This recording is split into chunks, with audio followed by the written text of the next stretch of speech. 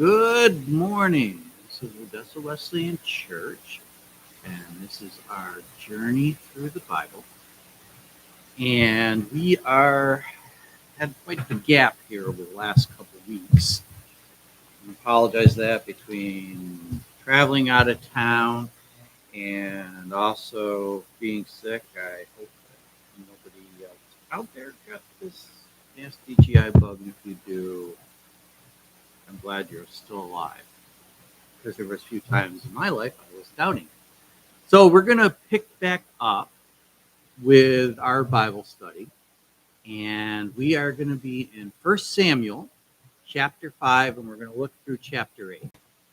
And just to give a little bit of refresher from where we have been over the last couple weeks here before we had that little pause, that remember that we looked at how finally things stabilized in the nation of Israel, and they were starting to actually form more of a confederation, uh, and instead of just separate individuals to their own family, their own individual clan, their individual tribes, realizing that the enemies of the nation were the enemies of the nation. They may attack a certain tribe in this area, and once they're defeated, they're going to move on to someplace else. So they started kind of having more of a unified front, and that unified front was brought together through the judges. And then we have more of a permanent judge, also the high priest, descended all the way back from Aaron's family, all the way to the family where we last paused. That they started to become not just the spiritual leader, but also the military leader, and also the governmental leader per se of the nation. But unfortunately, Eli wasn't as faithful on the home front as he was in the tabernacle before God, and also as a leader of the nation. And people started looking at Eli. He was getting on in his years. He's probably in his 90s, maybe even entering into his second century. And people saw his sons as very corrupt, not just morally and spiritually corrupt, but also corrupt in what they did, as far as their leadership. They were very into bribes and very, and the people of Israel said, we don't need this type of leadership. We need an actual leader who will lead us like the other nations. And you're going to see that phrase a lot in, the coming weeks and months, and the ramification of that attitude. We want to be like everybody else. We want a king. We want an actual set government. We want a standing army, which, as far as nationhood development, sounds like a great idea. But as long as the leadership is morally and spiritually in tune with God. So God rejected Eli's family, and he chose Samuel. And remember, Samuel, his mother was barren. That she had a husband who didn't reject her, who loved her very much, but she threw herself before God one day during a festival and said, God, I really want a child. And if you give me a child, this is the unique thing that she did. If you give me a child, I will give him back to you. Not just as as we do child dedication or child baptism in the Christian tradition, but literally, I will give him back to you. So at 3 years old, when Samuel could kind of help assist in his personal needs, he was given back to Eli's care, and he was raised as a priest. He was raised as a servant, to God permanently. And so one night, God appeared to Samuel. Probably he was maybe mid to late teens, and said, Samuel, I've rejected Eli's family. This line of priests and leadership from Aaron all the way to Eli. This family is just assumed that, by default, doesn't matter what we do, our heritage, we're going to be the priests. I've rejected them because they're leading Israel down a wrong road. So you and your family, you are going to be the next line of high priests. You are going to be the leadership. So then Samuel starts, preparing in his young life over the next decade or so.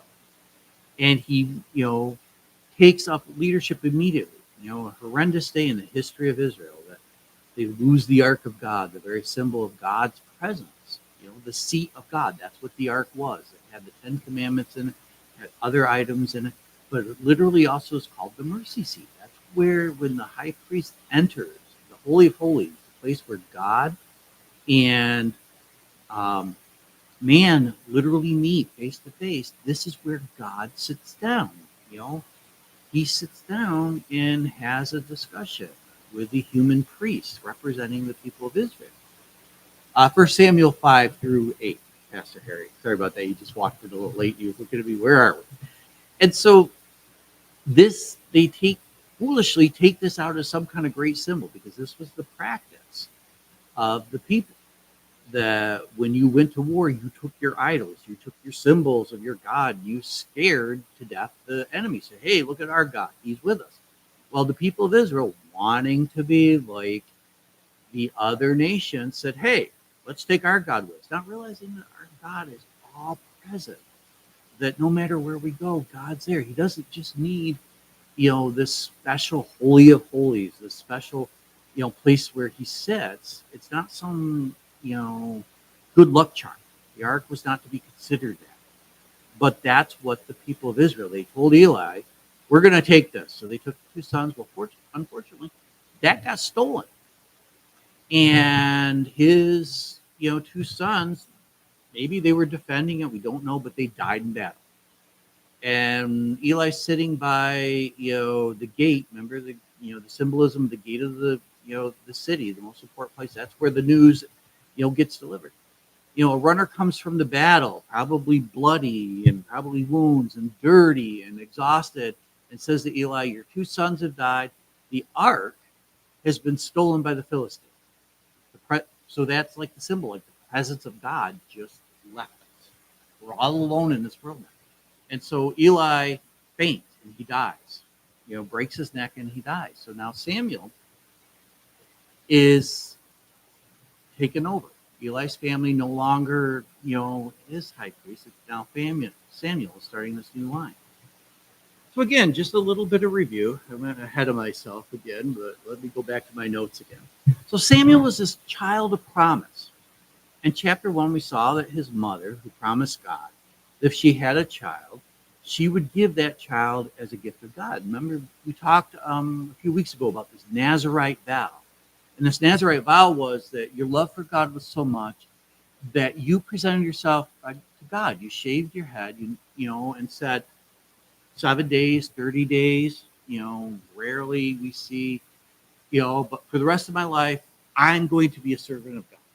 My, priority, whether it's I'm going to sweep the tabernacle, I'm going to polish the silver, I'm going to serve as a priest, whatever it may be, I'm going to plow the priest field, but my life is going to be dedicated to God. So you do that. But this is the second time in a few centuries we see this was chosen by God and by parents. Remember the first time? Samson. That Samson told his parents, very similar situation. 2 people love each other, would be great parents, but in their old age, no children. And God says, I'm going to give you a child and he's going to be dedicated. And Samson was the first one that we see recorded in biblical narrative that had this vow placed on him. Samuel was the second one. His mother dedicated him, gave him to God. So Samuel was raised by Eli in chapter 2, verse 26. This is, I would love to have this is somebody says, who's Samuel? In, I don't know, what is this? 20 words. In 20 words or less, describe somebody. And this is how the biblical narrative, and this is where I'm more convinced, even though the book is called Samuel, that Samuel wasn't the primary writer of this, because I don't think, from knowing his characters, we're going to see that he would write this about himself. I think somebody else wrote this. Quote, the boy Samuel grew in stature and favor with the Lord and the people. End quote. Chapter 2, verse 26. He grew to be perceived by the people as a leader and faithful to God. It wasn't like, Samuel's over here in the corner and, you had this little caucus that gets together and says, Eli kind of his family kind of messing up here. We need a new line of priests. Who are we going to have? And hey, Samuel interested? Well, I don't know. Maybe God. It was obvious to God that his heart was for God. It was obvious to the people that his heart was for God. And he grew again, young boy, let's say, I would say probably early teens at the most, that God placed this call upon his life. That as he grew, it wasn't like all of a sudden one day, hey, a really good leader would be Samuel. It was like people from a young age said, that kid right there, that kid has potential. That kid's blessed by God. So not just that God placed his hand on him, but the people. Wasn't surprised that at Eli's death, at his two sons' death, at the wife and the rejection of the line, that Samuel, there wasn't, who are we going to have to be our leader? Again, no king yet. Who are we going to have to be the spiritual, the military, and the governmental leader? It was instant. Seamless tradition. Seamless transition. Amazing how God works sometimes, isn't it? That God, knowing, rejecting this direct line from Aaron to Eli and their unfaithfulness, it's going to create a crisis. Leadership transition, whether it's government, we're seeing this in our own village here in Odessa, whether it's in a church, it creates some stress and some angst. But it almost seems seamless, is the way the writer here records. So we know that Samuel was called by God in chapter 3. We've looked at that.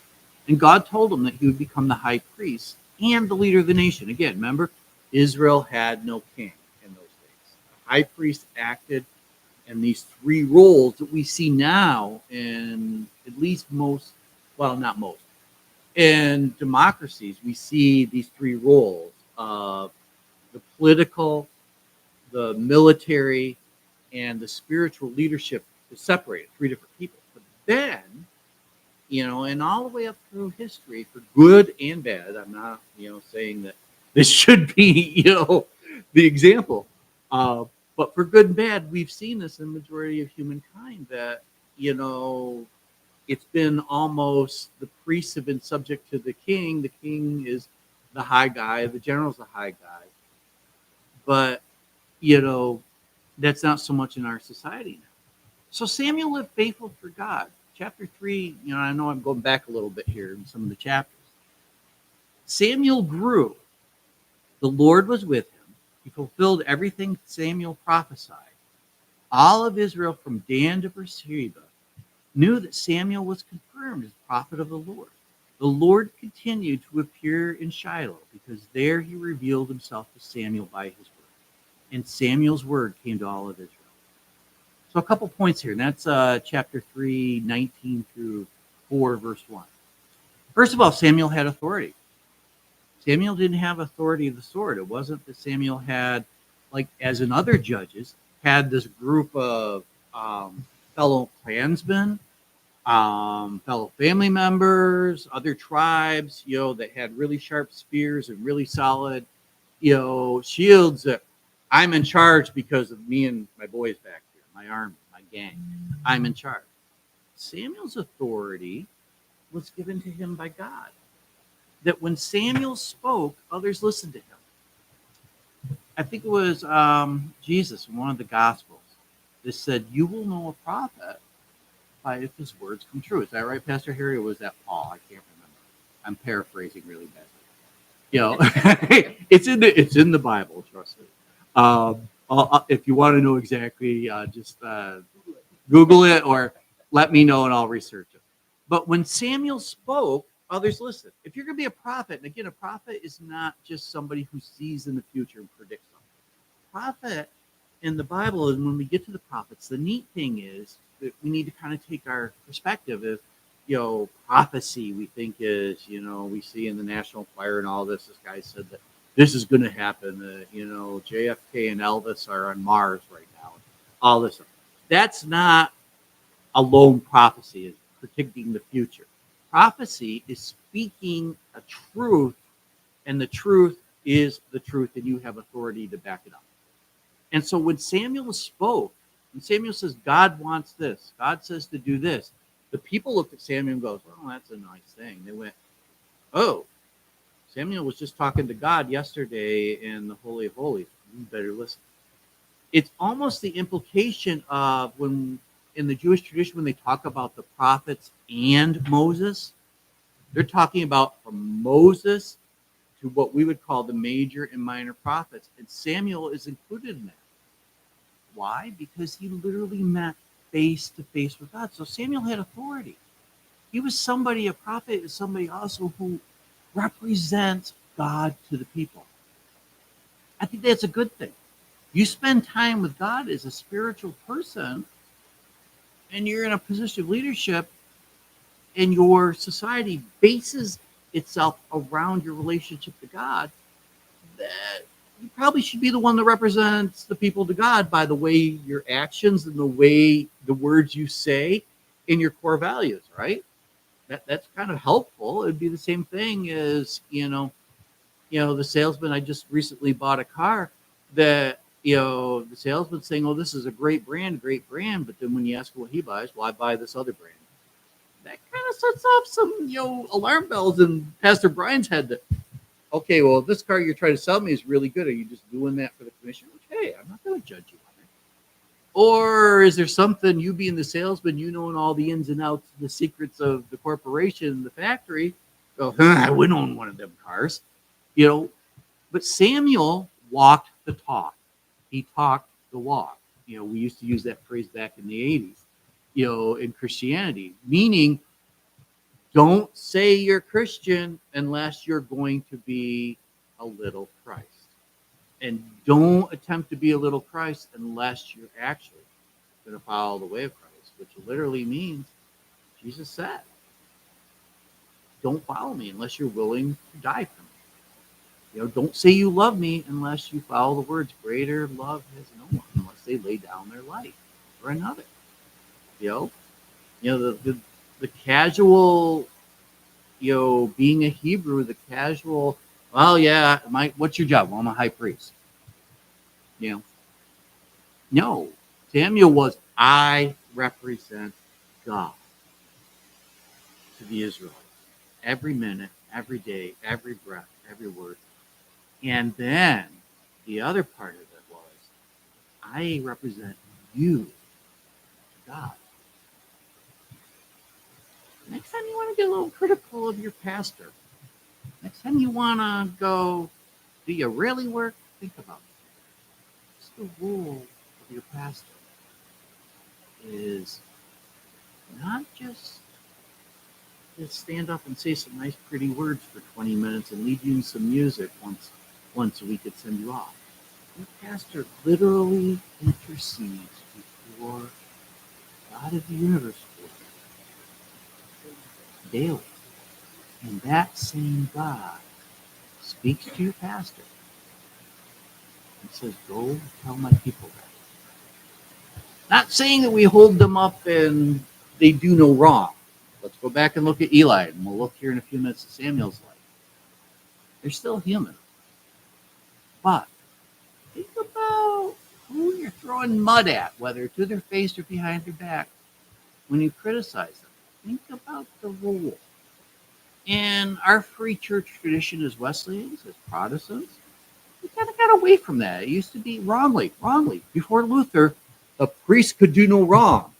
We all knew that maybe he's got a illicit affair or more in the parsonage going on. We all know he's stealing from the offering plate. We all know that this stuff is happening, but he's the priest, so we're not supposed to criticize.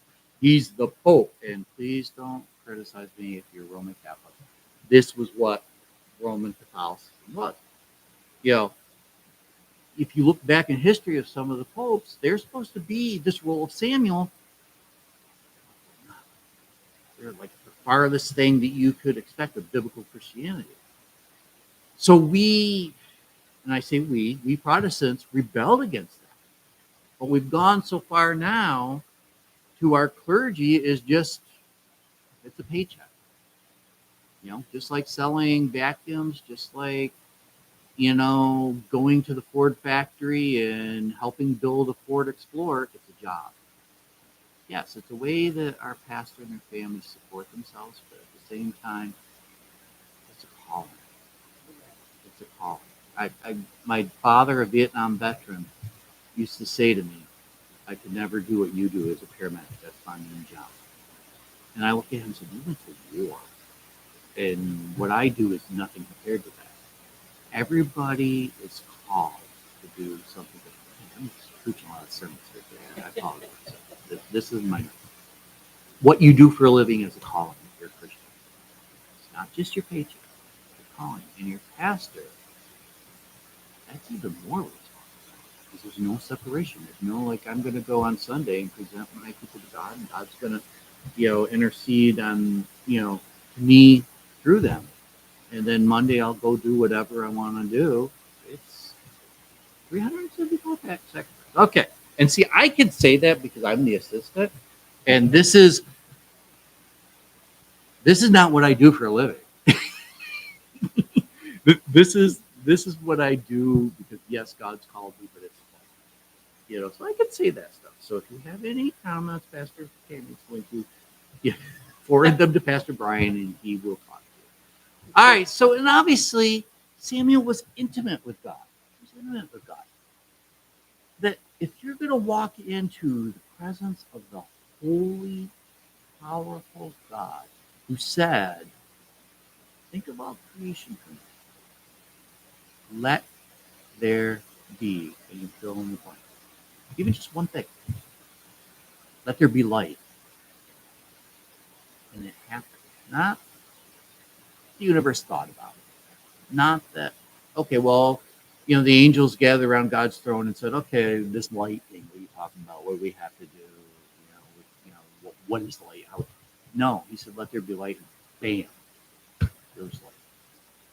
This very God who, with his fingers, made you. Every time you take a breath, you're saying God's name. I preached a sermon, a while back. Every breath you take is the breath of God because Adam was this beautiful creation that God made from the dirt. But he was dead. He was useless. Pretty statue. But the difference was the breath of God lift to lift.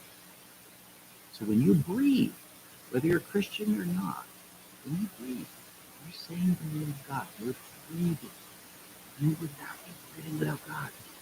So we already have an intimate relationship with God, but Samuel more so because if you're going to walk into the Holy of Holies, you better not have sin. You better not have. You better not walk in there with, "Hey God, how's it going, man?" Fist bump. Think about Moses. Almost what this is saying that the people, 500-600 years or 1,000 years later, they hear the story of Moses when Moses was face to face with God. He come out, he had God's glory. He was glowing so much it scared to death the people. He had to put a veil. And so he walked out the Holy of Holies. He's that same God. If the people go, whoa, Samuel just met with God yesterday. Wonder what Sunday's going to be. He was intimate with God. God knew him. He knew God. And ultimately, he was a leader. How do you know a leader? Look for the people who follow him. A leader isn't just because you were elected. A leader isn't because of your heritage, because you're in the line of Aaron. A leader isn't because of a title. A leader isn't because of your education. All those things are great. You want to look for a leader in the time of crisis. Look to the one who everybody's following. That's who the leader is. So Israel's in this time of presence of God. That ark is missing for 20 years. I have the tabernacle. The most important part of that tabernacle is that Holy of Holies, the mercy seat of God, where God sits, but God's chair is gone. How many of you invite somebody over for coffee and make the guest stand? Make the guest just stand. What's the first thing you do? Have a seat. Get you a cup of coffee. Now, if you go to Pastor Tammy's house, that's the second time. You know where the coffee is. Go get it. That's not how I say it. That's not how she says it. Now, some people have the gift of what is it, hosting or something like that. You know, my wife Diana is the opposite. You know, she's just like, I mean, my word, you would not believe the cleaning the woman does when family comes over. My children, who for 20 years created messes, that I have to clean the house. Why? Kids are coming over. My thing is, okay, we just push the cat. My idea of hospitality, push the cats off the couch. So, but Samuel, had to leave these people. The very presence of God, that symbol, is gone. Look at their responsibility. Think of that. Walking into a situation. If you ever walked into a work situation, take on a brand new job, and the person who hired you said, "You're here to clean up the mess that the previous guy did." Think about that. Hey, Samuel, I've chosen you to be the high priest of the people of Israel. Oh, by the way, the family for thousands of years that was the high priest have been wiped out because God rejected them. Oh, by the way, those sea pirates over there, they got a little cocky and they just kicked our rear end and killed tens of thousands of people. Oh, and also, they own our land and our fertile soil. So now we're going to have to face, we just got over this famine stuff, the starvation, but now the Philistines are tromping through our fields once again. And also the place where God sits to meet with you is gone and sitting in a pagan country. Good luck. Again, probably a young man, maybe late 20s, 30s. I don't think he was any older than that. And you're going to be my high priest for, now to the end. You have to establish a new way. But he was up to it. Why was he up to it? Because of God. So he inherited this mess. So let's take a pause here and move on to these Philistines. We've kind of darted around the Philistines to get an understanding of the time.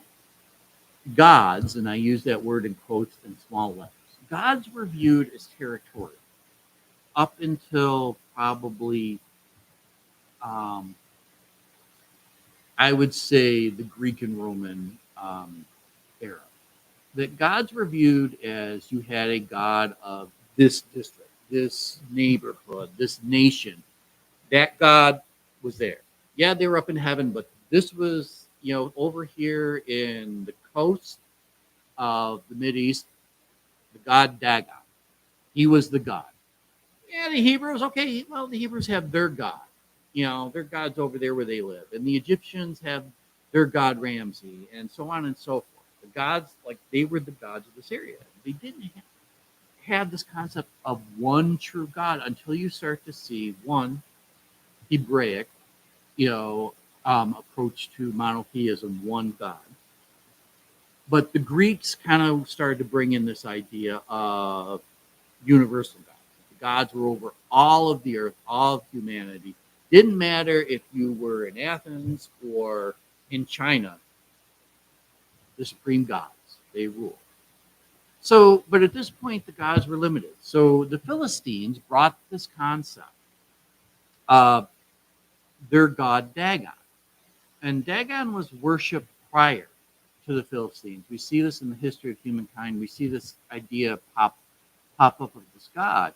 But the Philistines really adopted it, because what you did is when you invaded a land or you settled in a land, you were to worship. If you wanted to be blessed, if you didn't want to be wiped out, you took on that god.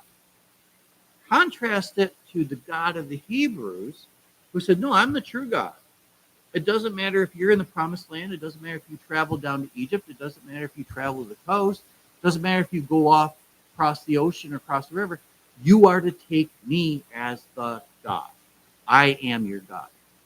So you kind of had this idea, button up against each other. Here's the reason why this god Dagon, the Philistines, adopted it. We don't really see the sea people, these pirates, these barbarians, these, you know, early, mid BC Vikings. These were basically people who were on boats who went and slaughtered a place and didn't really settle down. They just stole stuff, and then they would go to another port. Maybe they just weren't in the mood for battle, so they'd sell all the loot and they'd sell all the slaves they had.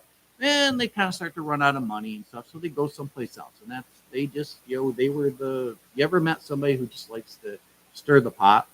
These guys were the stir of the pot of humanity during this time. Grain was a central part of the diet that's found in the Mideast. That grain is very important. It's found in all the foods, the archaeology. You see, evidence. That's one of the points of how a society is evolving from a bunch of nomads to an actual set society. Because if you're nomadic, meaning you take your herds with you, your basic resources, and move spot to spot, you don't plant seeds, you don't harvest. You may harvest somebody else's labor, but you yourself don't own land, you don't settle. But once you settle, then you create cities with walls and places of refuge and protection. You start to create ways, morals, ways to live, how to get along with each other. You start to develop that. So grain is an important part, and we start to see that because grain was planted along the coast and into the central plains where the Hebrews happened to be living. And all of a sudden you start to see the Philistines actually taking part in this, actually settling down. Maybe they still did their little sea raider thing, but they had villages. They came back a base of operation. Dag in Hebrew, D-A-G, means fish. Means fish, which also is used in the early development of the Hebrew language. We also see it for sea people. So these Philistines show up and they hear, their main diet is fish, right? You're living majority of your life on a boat. You're not eating a cow. You're not eating a sheep.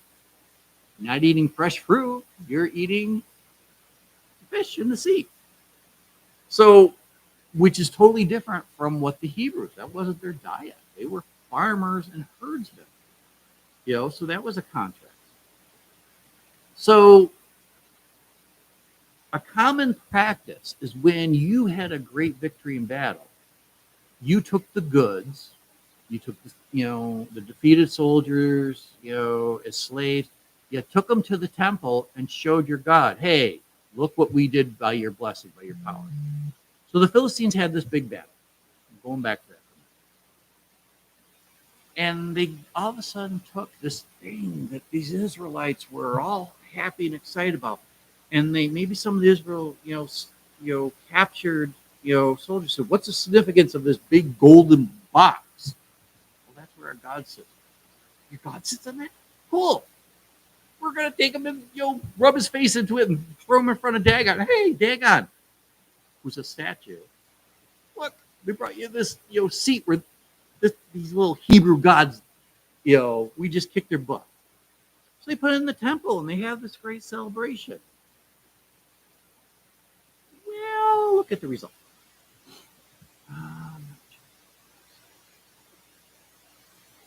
So, chapter 5. The statue, night number 1. Dagon, this powerful god who just annihilated the Hebrews.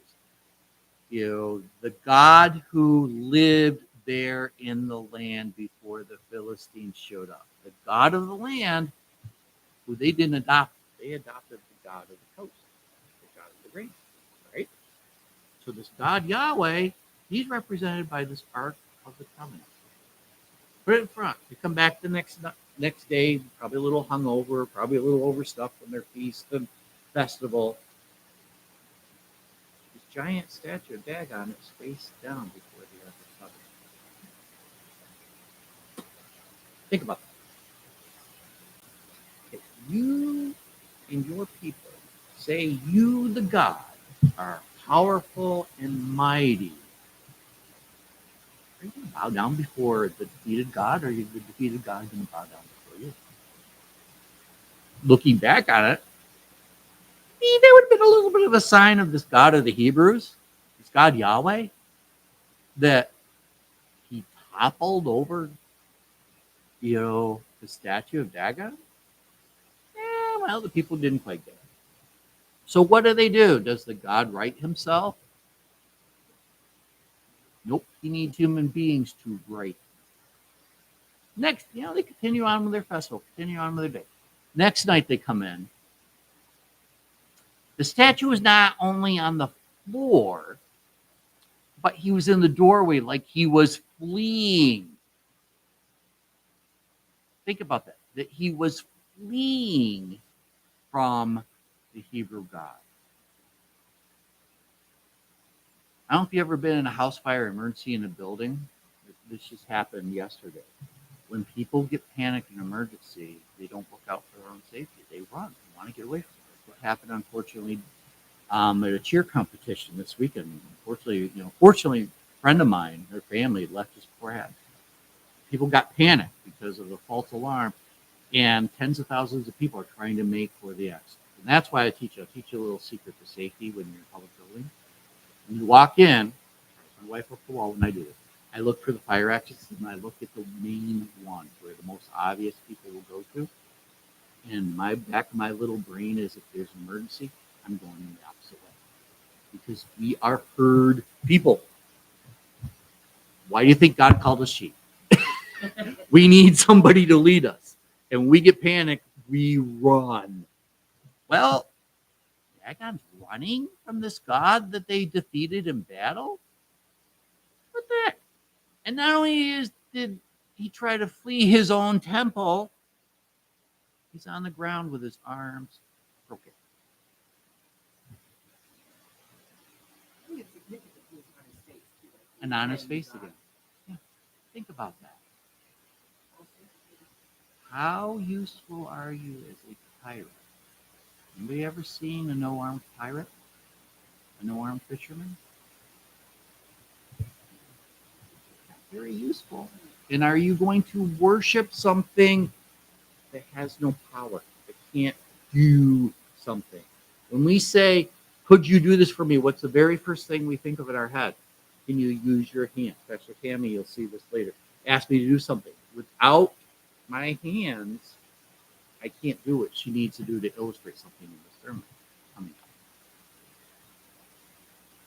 People didn't get it.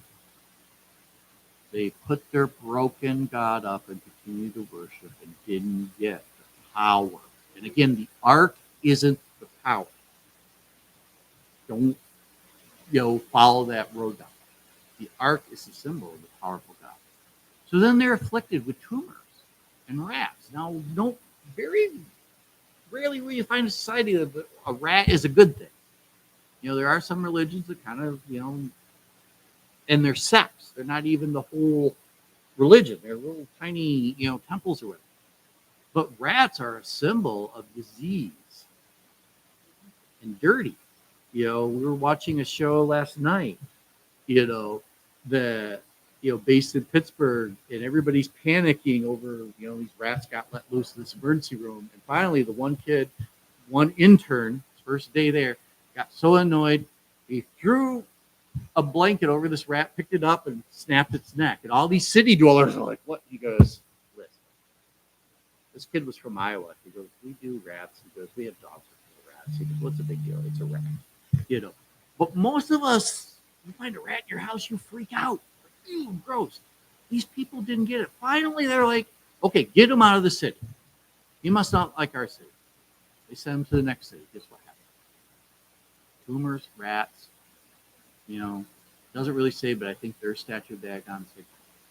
Third city, the people riot. Oh, no, you don't. No, you don't. So they send him back. Send the ark back. And for the next 20 years, Samuel rules the people. And so things are good, right? He's establishing a new line. Chapter 27, verse 2 through 6. Time went by until 20 years had passed since the ark had been taken. Then the whole house of Israel longed for the Lord. Shows Samuel's leadership there that he's starting a spiritual revival. Samuel told them, if you are returning to the Lord with all of your heart, get rid of the foreign gods and the Ashtaroths that are among you. Set your hearts on the Lord and worship him and him only. Then he will rescue you from the Philistines. So the Israelites removed the Baals and the Ashtaroths, and they worshiped only the Lord. So Samuel did this great spiritual reform. And they had spiritual prosperity. They had a restoration of the relationship with the Lord. Back to when their forefathers crossed that river. Back with Abraham and Isaac. They had this relationship with God. And they overcame the Philistines in a second. See, if we're faithful to God, there are ramifications. And I'm not saying your bank account will be large, but God will bless you in ways that you don't realize. So verse 15 and 17 here in chapter 7. Samuel judged Israel throughout his whole life. Every year he would go on a circuit to Bethel, Gilgal, Mizpah, and would judge Israel at all these locations. Then he would return to Ramah. Because his home was there, he judged Israel there, and he built an altar to the Lord. Samuel wasn't the type of leadership that stayed in one spot and said, okay, you got a problem, you need me to judge, you need spiritual guidance, come to me. He was with the people. You notice, again, looking at the geography, we don't have a map, but look at the map of that time. And their main transportation is probably riding on a donkey. And look at the points that he did. He went through the whole nation. That's the type he was involved for 20 years. This man did that. So life was great, right? Verse 8, 1 through 3. When Samuel grew old, he appointed his sons as judges over Israel. Whoa, next generation is going to take over. His firstborn son's name was Joel, and the second was Abijah. They were judges in Beersheba. Good. Next generation's getting ready to take leadership, to continue to lead Israel in a relationship with God and start to be a strong presence, in that area. However, biblical writers, when you see the word however and therefore, read it slowly and pay attention. However, his sons did not walk in his ways. They turned towards dishonest prophet, took bribes, and perverted justice. Remember Eli? Remember Samuel as a young boy? Remember the word of God and God telling Samuel why he was going to become the next high priest? I think that would have given you a little bit of... We can do a... History is cyclical. History is cyclical, and we don't want to. And we're not talking just... And that's why I have such a heart for people to learn biblical history. And that's why I'm connecting it to humans. Because if we fail to learn the lessons of the past, we're destined to make the mistakes. And that's where we are as human beings. If we don't understand where we came from, we certainly won't understand who we are. And we don't know, we will never know where we are. So what happens? Brings us to the next sub-epic, I think, in the history of Israel. Remember we talked that this epic is a transition in history. Samuel's old. Samuel's sons are not faithful.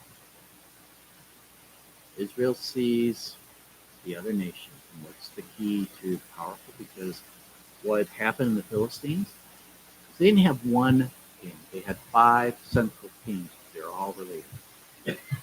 Egypt had a king, Pharaoh. Go to the north. You start to see society developing. King. We want to be like other people. We want a king to lead us into battle. We want a king to represent us to the other nations. And we want a high priest to represent us to God. We want a separation. Good and bad. Samuel wasn't happy about this. He went to God and said, can you believe what these people are doing? God says, let them do it. Samuel's like, okay, fine. So he said, hey, if you put a king up, he's going to conscript your daughters to be servants in his temple. He's going to make your sons be warriors and die and shed blood on my behalf. He's going to take your lands and say, hey, I want your field. Well, you're the king. What am I going to do against you? He's going to decide justice on however he wants. Hopefully he will, consult through the priest what is the right and moral thing, but who's going to stop him? As one king who lost his head learned, but he did say it's good to be king. Have the power. But we want to be like other nations. Samuel goes back to God. God says, do it. They didn't reject you, Samuel. They rejected me. Instead of me being their king. All right, we'll give them a human king. So we're going to end here today.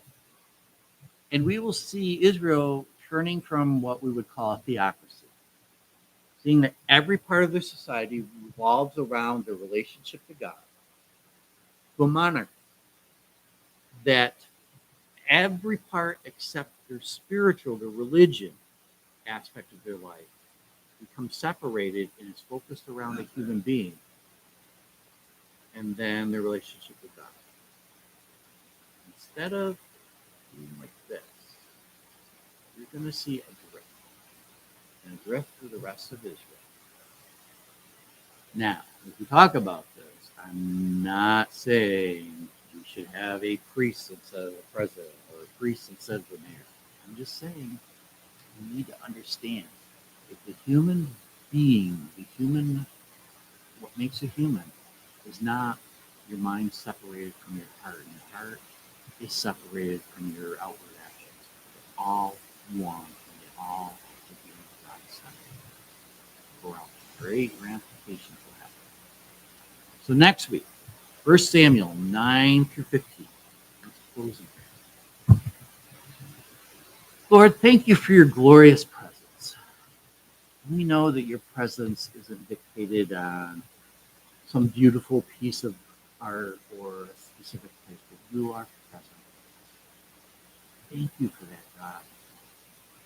Thank you that your presence is there. God, humble us so much to make us realize that whether we're watching TV, whether we're telling a joke, whether we're working, whether we're sleeping, whether we're in church, we are in your presence. And you are present, our presence, our